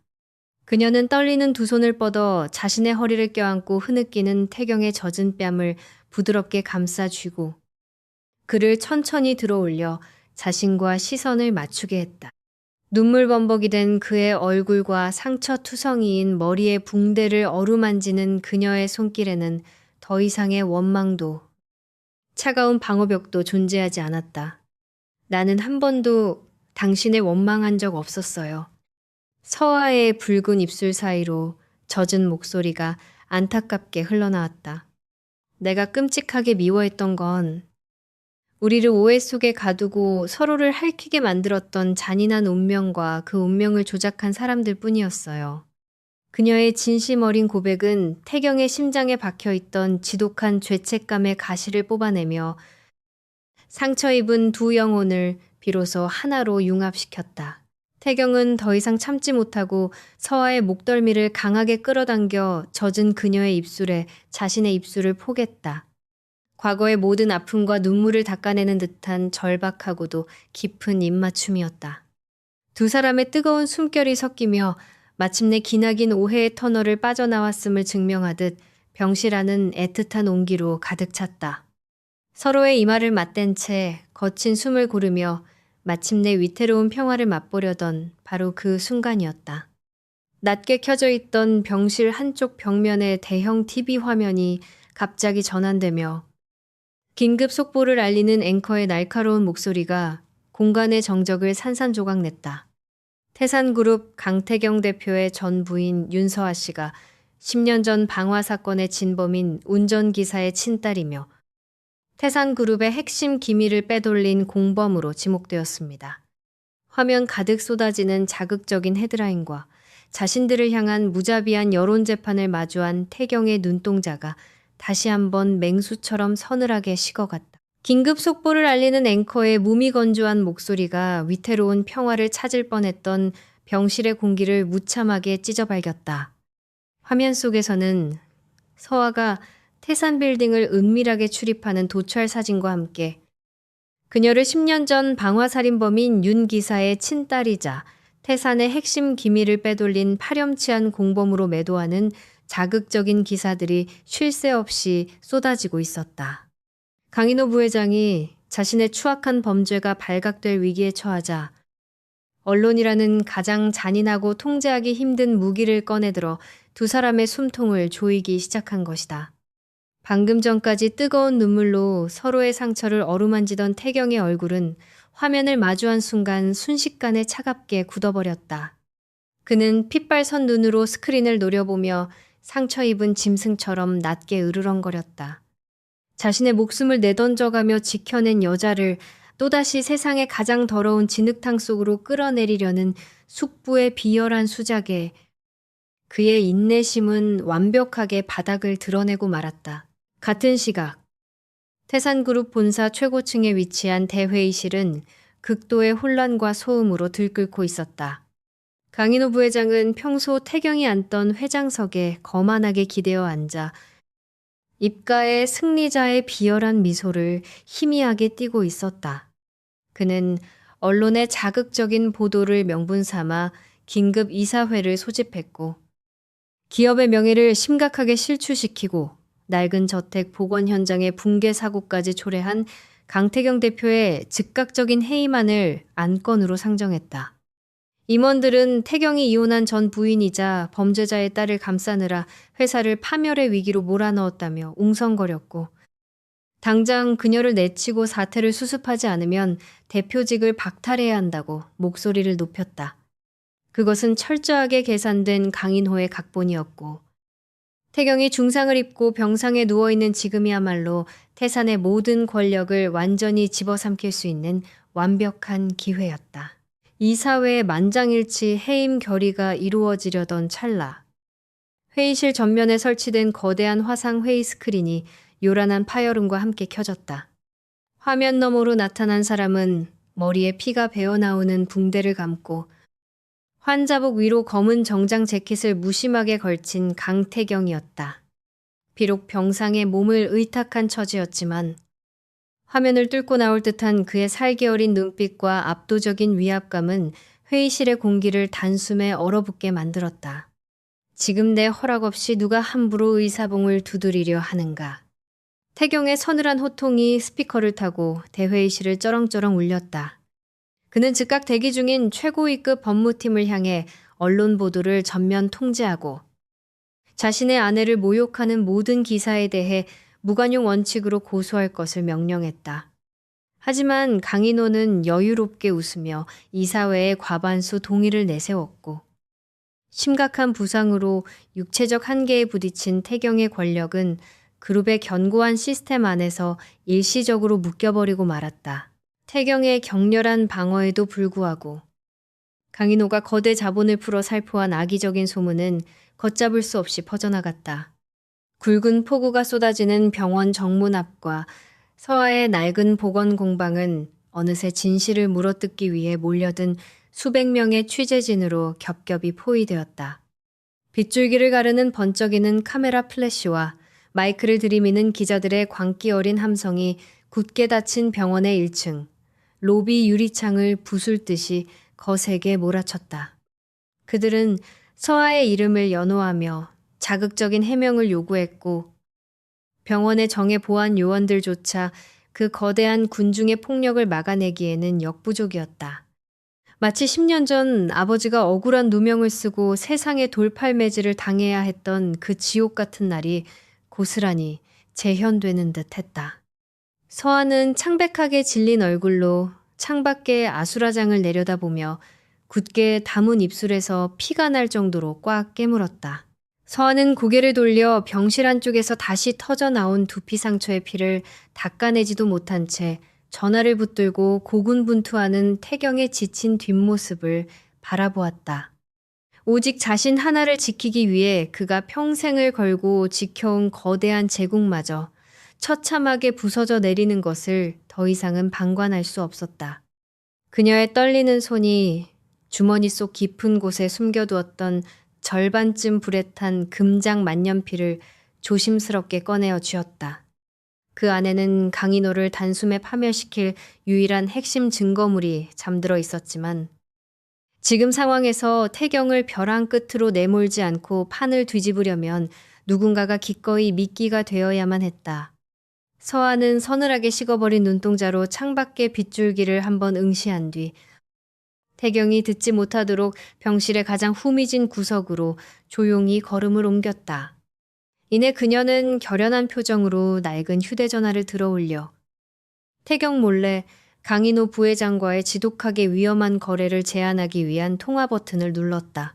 병실의 서늘한 구석에서 은밀하게 이루어진 통화의 여운이 가시기도 전 서한은 태경이 약기운에 취해 얕은 잠에 빠진 틈을 타 소리 없이 병실을 빠져나왔다. 폭우가 쏟아지는 도심 외곽. 인적이 완전히 끊긴 어두운 전통 찻집의 독대 자리에서 그녀는 꼿꼿한 자세로 강인호 부회장과 마주 앉았다. 서한은 감정이 완벽하게 거세된 서늘한 얼굴로 품속에서 낡고 묵직한 가죽 수첩을 꺼내어 테이블 위로 밀어보냈다. 그것은 강인호가 10년 동안 그토록 찾아 헤매던 비망록의 외형을 하고 있었으나 서한은 이미 가장 치명적인 진짜 속지와 증거물을 교묘하게 빼내어 다른 곳에 숨겨둔 상태였다. 수첩을 낚아챈 강인호의 주름진 입가에 탐욕스럽고 비열한 웃음이 번졌다. 서한은 그의 역겨운 조롱을 묵묵히 견뎌내며 이 수첩을 넘기는 대가로 태경을 향한 언론의 무자비한 공격과 이 사회의 비열한 압박을 당장 멈출 것을 단호하고도 명확하게 요구했다. 그것은 오직 강태경이라는 남자의 무너져가는 세계를 지켜내기 위한 그녀 스스로를 벼랑 끝으로 내모는 위험한 도박이었다. 은밀한 거래를 마친 서한은 쏟아지는 밤비를 뚫고 텅 빈 서울역으로 향했다. 그녀는 곧 열릴 태산그룹의 임시 주주총회에서 자신이라는 존재가 태경의 가장 치명적이고 약한 고리가 될 것임을 누구보다 뼈저리게 알고 있었다. 태경이 무사히 이 사회를 통과하고 반격을 준비할 수 있도록 그녀는 스스로 표적이 되어 서울을 떠날 결심을 한 것이다. 매표소에서 가장 빠른 지방행 편도 티켓을 끄는 서아의 얇은 어깨 위로 짙은 안개와 비바람이 무겁게 내려앉았다. 인적 없는 대합실의 차가운 철제 의자에 앉아 출발 시간을 기다리는 동안 그녀의 굳은 손가락은 주머니 속에 깊숙이 감춰둔 불에 탄 금장 만년필을 만지작거렸다. 진실을 품은 그 차가운 금속의 감촉을 느낄 때마다 피투성이가 된 채 자신을 으스러져라 안아주던 태경의 마지막 절망적인 얼굴이 떠올라 그녀의 심장을 예리하게 저며왔다. 이별은 언제나 고통스러웠지만 이번만큼은 그를 살리기 위한 유일한 선택이었다. 같은 시각 병실에서 뒤늦게 눈을 뜬 태경은 서아가 남기고 간 텅 빈 온기를 깨닫고 짐승처럼 울부짖었다. 곧이어 사색이 된 오비서가 다급하게 병실로 뛰어들어와 서아가 강인호를 몰래 만난 뒤 홀로 기차역으로 향했다는 절망적인 보고를 전했다. 그 순간 태경의 머릿속을 간신히 지탱하고 있던 이성의 끈이 무참하게 끊어져 버렸다. 그는 자신의 손등 정맥에 깊숙이 꽂혀있던 굵은 수액 바늘을 거칠게 뽑아 허공으로 던져버렸다. 핏방울이 새하얀 환자복과 바닥을 붉게 적시는 것조차 완전히 무시한 채 그는 오비서가 말릴 틈도 없이 차키를 움켜쥐고 병원을 뛰쳐나갔다. 머리에 감긴 붕대 위로 다시 붉은 피가 배어나오는 심각한 상태였지만 육체의 고통은 그에게 아무런 장애물이 되지 못했다. 거센 폭우가 쏟아지는 서울의 칠흑 같은 밤거리 위로 굉음을 내뿜는 그의 차가 빗길을 찢어발기며 미친 듯이 기차역을 향해 질주하기 시작했다. 오직 그녀를 또다시 어둠 속으로 이를지도 모른다는 지독한 공포만이 그의 심장을 미친 듯이 뛰게 만들었다. 자욱한 안개와 거센 비바람이 뒤섞인 적막한 기차역 승강장에 태경의 거친 구두 발소리가 요란하게 울려 퍼졌다. 그가 헐떡이며 승강장에 들어선 순간 방금 막 출발을 알리는 날카로운 기적 소리와 함께 거대한 기차가 서서히 선로를 따라 미끄러지듯 움직이기 시작했다. 태경은 절망에 휩싸인 채 빗물이 차갑게 흘러내리는 열차의 유리창들을 하나하나 미친 듯이 훑으며 질주하는 기차를 따라 내달렸다. 시야를 가리는 빗물과 눈물을 소매로 거칠게 닦아내며 그는 상처 입은 짐승처럼 서아의 이름을 절규했다. 하지만 그의 갈라진 목소리는 무자비한 빗소리와 육중한 기계음에 묻혀 허공으로 덧없이 흩어질 뿐이었다. 숨이 턱끝까지 차오르고 다리의 근육이 끊어질 듯한 고통 속에서 태경은 결국 미끄러운 승강장 바닥을 제대로 딛지 못하고 처참하게 무릎을 꿇고 넘어졌다. 어둠 속으로 완전히 멀어져가는 기차의 뒷모습을 보며 그의 고개가 힘없이 젖은 바닥으로 떨어졌고 생애 가장 끔찍한 무력감이 그를 통째로 집어삼켰다. 빗물과 핏물이 섞여 엉망이 된 얼굴을 두 손에 파묻고 짐승처럼 헐떡이던 태경의 젖은 등 위로. 돌연 차가운 빗줄기가 거짓말처럼 멈추었다. 믿을 수 없는 기척에 그가 핏발선 눈을 천천히 들어 올렸을 때 짙은 안개를 등지고 커다란 검은 우산을 든 채 조용히 서 있는 서아의 실루엣이 그의 텅 빈 시야에 들어왔다. 그녀는 끝내 기차에 오르지 못한 채 자신을 찾다 엉망으로 무너져 내린 그를 먹먹하고 붉어진 눈동자로 가만히 내려다보고 있었다. 찰나의 정적을 깨고 태경은 용수철처럼 튀어올라 우산을 바닥에 떨어뜨린 채 그녀를 으스러져라 자신의 품으로 끌어안았다. 뼈가 으스러질 듯한 맹렬한 포옹 속에서 젖은 그녀의 목덜미에 얼굴을 묻고 거칠게 숨을 몰아쉬던 그가 억눌린 감정을 터뜨리며 낮고 절박하게 속삭였다. 네가 감히 이 기차에 발을 들였다면 난 태산그룹을 전부 불태워버리고 너와 함께 죽었을 거야. 그것은 자신의 모든 것을 파멸시켜서라도 끝까지 그녀를 지켜내겠다는 광기 어리지만 세상에서 가장 무겁고 절대적인 사랑의 맹세였다. 두 사람은 쏟아지는 비를 온몸으로 맞으며 반격의 서막이 오를 서울을 향해 나란히 걸음을 돌렸다. 기차역 승강장에서 죽음조차 불사하겠다는 태경의 맹세가 짙은 안개 속에 흩어진 후 두 사람은 더 이상 물러서지 않고 반격의 서막이 오를 서울의 심장부로 귀환했다. 며칠 뒤 태산그룹 본사 최고층에 위치한 거대한 대회의실에는 팽팽하게 당겨진 활시위 같은 긴장감이 무겁게 짓누르고 있었다. 창밖으로는 아직 먹구름이 거치지 않은 잿빛 서울 하늘이 내려다 보였고 실내는 서늘한 인공 조명만이 사람들의 불안한 얼굴을 비추고 있었다. 강태경 대표이사의 해임안을 표결하기 위해 긴급히 소집된 임시 주주총회는 기업의 운명을 가를 거대한 폭풍의 눈이었다. 수십 명의 주주들과 최고위급 이사진들이 숨을 죽인 채 눈치를 보며 귓속말을 주고받는 가운데 상석에 거만하게 기대어 앉은 강인호 부회장의 입가에는 이미 모든 것을 거머쥔 듯한 탐욕스러운 미소가 번져 있었다.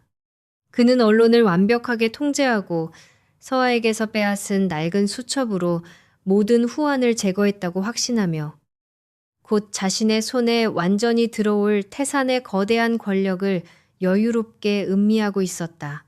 주주총회의 의장이 해임안 표결의 시작을 알리기 위해 무거운 의사봉을 집어들고 장례를 정리하려던 바로 그 찰나였다. 굳게 닫혀있던 대회의실의 육중한 양계형 참나무 문이 귀를 찢는 굉음과 함께 거칠게 양쪽으로 열려 젖혀졌다. 장내의 모든 시선이 문 쪽으로 일제히 쏠렸고 웅성거리던 소음은 찬물을 끼얹은 듯 순식간에 증발해버렸다. 그곳에는 심각한 머리 부상으로 병상에 누워 있어야 할 강태경이 완벽하게 재단된 칠흑 같은 수트를 입고 꼿꼿하게 서 있었다. 이마를 덮은 흑발 사이로 아직 아물지 않은 붉은 상처의 흔적이 희미하게 비쳤지만 그는 마치 심판을 내리러 온 복수의 신처럼 압도적이고 서늘한 위압감을 뿜어내고 있었다. 그의 뒤로는 단정한 검은 정장 차림의 윤서아와 태산의 최상위 법무팀 소속 엘리트 변호사들이 거대한 방패처럼 빈틈없이 도열해 있었다. 태경의 날카롭고 예리한 시선이 넓은 회의실을 단숨에 가로질러 상석에 앉은 강인호의 경악한 얼굴에 정확히 꽂히며 숨막히는 침묵을 갈랐다. 강인호의 비열한 미소가 흉하게 일그러지며 얼굴에서 핏기가 가셨지만 그는 애써 당황한 기색을 숨기며 불청객의 난입을 꾸짖으려 자리에서 반쯤 일어섰다. 권력을 다 잡았다고 생각했던 늙은 맹수의 발악이었다. 그러나 태경은 숙부의 가증스러운 목소리 따위는 들을 가치도 없다는 듯 단호하고 묵직한 구두 발소리를 내며 회의실의 중앙으로 성큼성큼 걸어 들어왔다. 그가 내뿜는 범접할 수 없는 권위 앞에 누구도 감히 앞을 가로막지 못했다. 당장 전면 스크린과 오디오 시스템을 켜십시오. 태경의 낮고 위압적인 명령이 넓은 공간을 쩌렁쩌렁 울리자 시스템 관리자는 그의 기세에 눌려 홀린 듯이 메인 스크린을 작동시켰다. 이사들이 웅성거리며 극도의 혼란에 빠진 사이 줄곧 태경의 곁을 묵묵히 지키고 있던 서아가 차분하고 단단한 걸음으로 스크린 앞으로 나섰다. 그녀의 맑은 눈동자에는 과거의 억울함을 딛고 일어선 생존자의 숭고한 결연함이 서려 있었다. 두 사람 사이에는 그 어떤 언어적 소통 없이도 완벽하게 맞물려 돌아가는 지독히도 견고한 연대감이 자리 잡고 있었다. 장내의 모든 시선이 숨을 죽인 채 서아의 가녀린 손끝으로 쏠렸다. 서아는 정장 안주머니에서 꺼낸 지난 3년간 그토록 소중하게 품고 다녔던 절반쯤 불에 탄 금장 만년필을 회의실 중앙에 매끄러운 원목 테이블 위에 조심스럽게 올려놓았다. 그것은 10년 전 끔찍한 화재 현장에서 잿더미가 되어버렸다고 알려졌던 그리고 두 사람의 비극적인 이혼 서류 위에 덩그러니 놓여 남자의 이성을 무너뜨렸던 바로 그 유품이었다. 그 물건을 알아본 강인호 부회장의 동공이 찢어질 듯 팽창하며 그의 턱관절이 미친 듯이 떨리기 시작했다. 서아는 쏟아지는 경악 어린 시선에도 아랑곳하지 않고 만년필에 그을린 금속 몸체를 양손으로 쥐고 부드럽게 비틀어 분리했다. 말라붙어 텅 비어 있어야 할 낡은 잉크 튜브 안쪽에서 얇고 정교하게 말려있는 초소형 마이크로필름 하나가 인공조명을 받으며 반짝였다. 그것이야말로 서아가 3년이라는 지옥 같은 시간 동안 태산의 심장부에 숨어 살며 강인호의 눈을 피해 목숨을 걸고 복원해낸 모든 범죄의 원본 기록이 담긴 진짜 심장이었다. 법무팀 수석 변호사가 서아의 손에서 마이크로필름을 건네받아 보안 단말기에 연결하는 동안 거대한 대회의실 안은 숨소리조차 거슬릴 만큼 지독하고 무거운 정적에 휩싸였다. 이내 대형 스크린 위로 강인호 부회장의 과거 차명 계좌 내역과 화재 사건 전후로 움직인 거액의 검은 돈 흐름, 그리고 횡령을 완벽하게 증명하는 친필 서명 문서들이 낱낱이 떠올랐다. 회의실 곳곳에서 임원들의 탄식과 경악이 터져 나왔지만 진정한 파국은 시각적 증거에 이어 대회의실의 최고급 스피커를 타고 흘러나온 선명한 음성 파일이었다. 지지직거리는 오래된 테이프 잡음 속에서 젊고 오만하며 피도 눈물도 없이 잔인했던 강인호의 목소리가 회의실 전체를 섬뜩하게 울렸다. 문 밖에서 단단히 걸어 잠가 하나도 남김없이 깨끗하게 불태워버리고 모든 죄는 그 운전기사놈한테 뒤집어 씌우란 말이야. 결코 세상에 드러나서는 안 될 끔찍한 살인교사 명령이 수십 명의 주주들 앞에서 낱낱이 폭로된 순간 강인호는 헐떡이며 핏기가 가신 제 목을 부여잡고 의자 위로 참담하게 붕괴하듯 무너져 내렸다. 하나도 남김없이 깨끗하게 불태워버리고 모든 죄는 그 운전기사놈한테 뒤집어 씌우란 말이야. 스피커를 찢을 듯 울려 퍼진 강인호의 끔찍한 살인교사 육성은 대회의실의 무거운 공기를 완벽하게 얼어붙게 만들었다. 10년이라는 긴 세월 동안 어둠 속에 묻혀있던 잔혹한 진실이 폭로된 순간 강인호는 헐떡이며 핏기가 가신 제 목을 부여잡고 의자 위로 참담하게 붕괴하듯 무너져 내렸다. 주주들의 경악 어린 탄식이 웅성거림으로 변하기도 전에 대회의실 밖에서부터 다급하고 육중한 발소리가 몰려왔다. 이미 태경의 은밀한 지시를 받고 밖에서 대기하고 있던 특수경찰 병력이었다. 거대한 전면 유리벽 너머로 번쩍이는 경찰차의 붉고 푸른 경광등으로 불빛이 태산 빌딩을 어지럽게 비추며 정의의 심판을 예고하고 있었다. 형사들이 들이닥쳐 살인교사, 횡령, 납치 및 협박 혐의로 강인호에게 미란다 원칙을 고지하고 수갑을 채웠다. 한때 태산의 모든 것을 쥐락펴락했던 부회장은 입에 담지 못할 욕설을 내뱉으며 발악했지만 차가운 금속 앞에서는 한낱 비참한 범죄자에 불과했다. 양팔을 억센 형사들에게 붙들려 질질 끌려나가던 강인호는 문가의 바위처럼 버티고선 태경의 앞을 지나치게 되었다. 도끼가 잔뜩 오른 늙은 맹수의 핏발선 눈동자가 태경을 향해 저주를 퍼부으려던 찰나였다. 태경은 미동조차 하지 않은 채 곁에 선 서아를 자신의 넓은 어깨 뒤로 살짝 숨기며 지독하게 서늘하고 차가운 시선으로 숙부를 내려다보았다. 당신은 그 사람이 흘린 눈물 한 방울까지 전부 피로 갚게 될 겁니다. 태경의 낮고 묵직한 목소리는 그 어떤 고성보다 끔찍하고 단호한 사형 선고였다. 남은 평생을 가장 어두운 감방에서 당신이 탐내던 모든 권력이 잿더미로 변하는 걸 지켜보며 썩어가길 바랍니다. 그 냉혹한 한마디에 강인호의 얼굴은 잿빛으로 질렸고 그는 짐승 같은 괴성을 지르며 엘리베이터 쪽으로 비참하게 끌려갔다. 10년을 이어온 지옥 같은 핏빛 악연의 고리가 마침내 완벽하게 끊어지는 순간이었다. 태산 빌딩 1층 로비 밖의 넓은 광장은 이미 내부에서 흘러나온 체포 소식을 듣고 벌떼처럼 몰려든 수백 명의 취재진으로 아수라장이 되어 있었다. 곧이어 로비의 거대한 자동문이 열리고 강태경이 모습을 드러내자 수많은 카메라의 플래시가 폭풍우처럼 쏟아지며 눈을 뜰 수 없을 만큼 번쩍였다.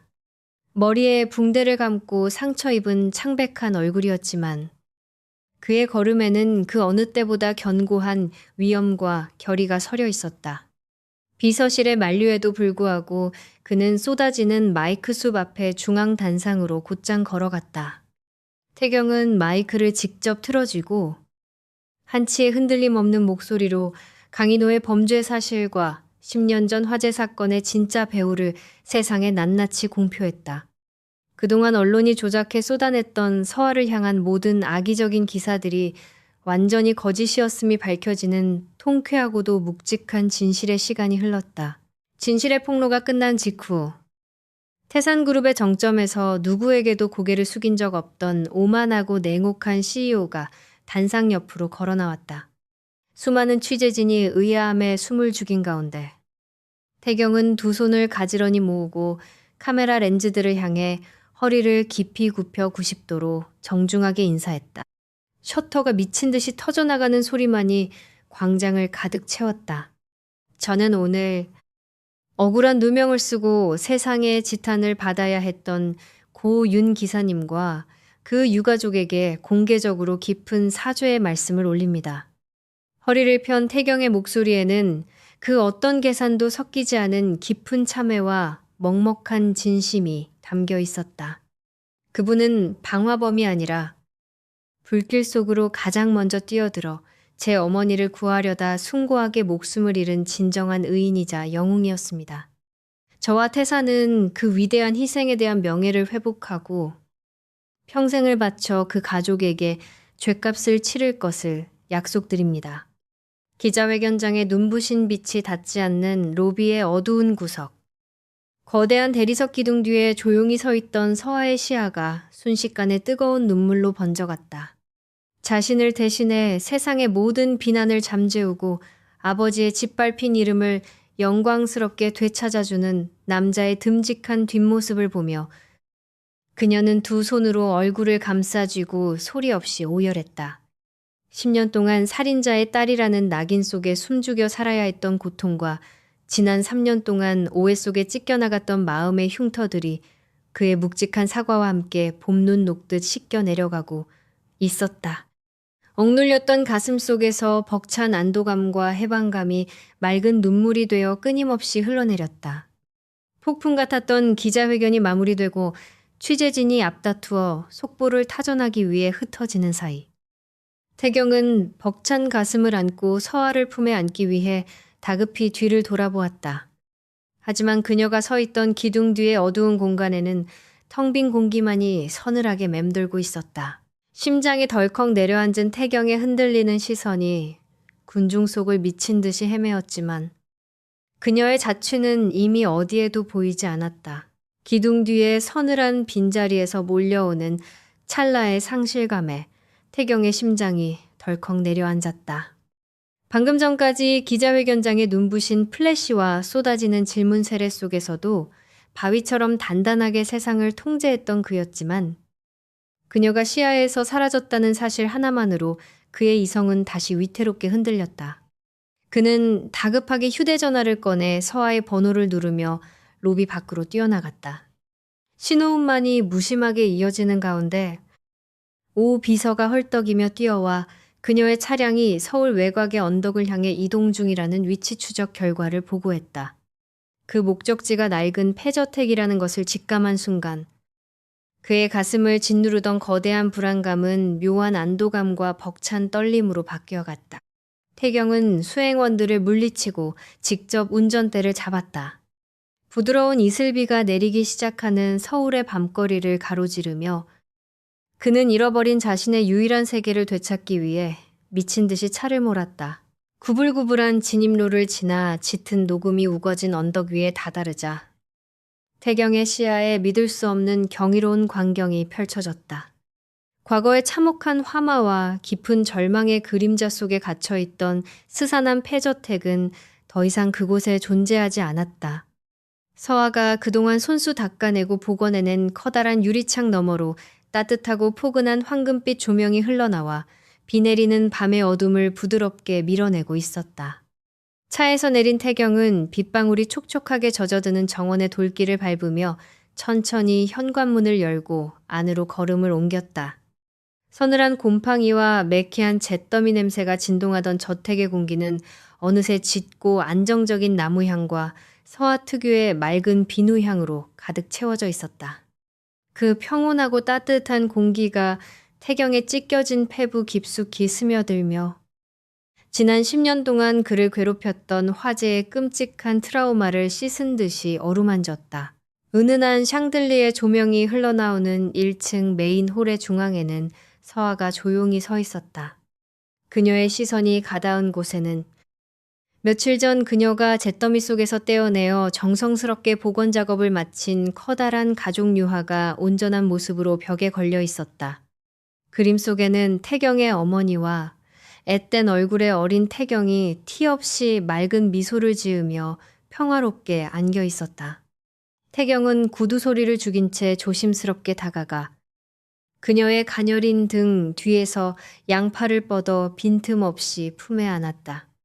갑작스러운 온기에 놀란 듯 미세하게 떨리던 서아의 몸은 이내 익숙하고 단단한 그의 체온을 인지하고 긴장을 풀며 천천히 기대어 왔다. 태경은 그녀의 부드러운 어깨에 턱을 그녀와 함께 온전히 회복된 과거의 아름다운 조각을 말없이 바라보며 생애 처음으로 완벽한 평안을 느꼈다. 이곳에서 우리의 진짜 이야기를 다시 시작하고 싶었어. 태경의 낮고 다정한 음성이 서아의 귓가를 부드럽게 간지럽히며 홀의 정적을 깼다. 그는 김호재의 손을 조심스럽게 이끌어 홀 중앙에 놓인 묵직한 원목 테이블로 다가갔다. 그 위에는 아직 두 사람의 서명이 비어있는 새로운 혼인신고서가 반듯하게 놓여 있었다. 태경은 품속에서 작은 고급 벨벳 상자를 꺼내어 열었다. 그 안에는 비극의 증거이자 그들을 지독하게 갈라놓았던 절반쯤 불에 탔던 어머니의 금장 만년필이 들어있었다. 하지만 만년필은 더 이상 흉측하게 그을린 몰골이 아니었다. 불에 타서 떨어져 나간 파편의 틈새와 흉터를 순금으로 정교하게 메우고 이어붙이는 킨치기 기법으로 완벽하게 수리되어 있었다. 상처의 흔적을 억지로 감추지 않고 오히려 황금으로 채워 더욱 찬란하고 고귀하게 빚어낸 그 만년필은 부서지고 깨졌던 두 사람의 사랑이 어떻게 눈부시게 치유되었는지를 보여주는 숭고한 상징이었다. 부서진 자리마다 금을 채워 넣었어.